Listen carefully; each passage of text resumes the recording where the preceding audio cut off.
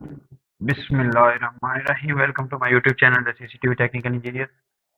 जिस हम वीडियो में देखेंगे कि कैसे हम डीएसएस सर्वर से हम डीएसएस क्लाइंट को कैसे डाउनलोड और इंस्टॉल करते हैं।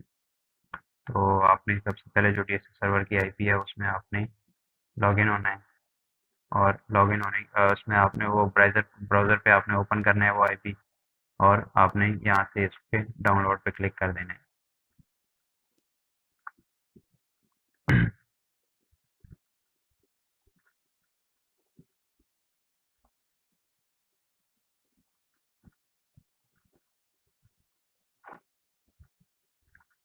देखें, ये हमारा अभी डीएसएस क्लाइंट डाउनलोड हो रहा है और जैसे ही डाउनलोड होगा इसको आपने रन कर देना है और इंस्टॉल कर देना है।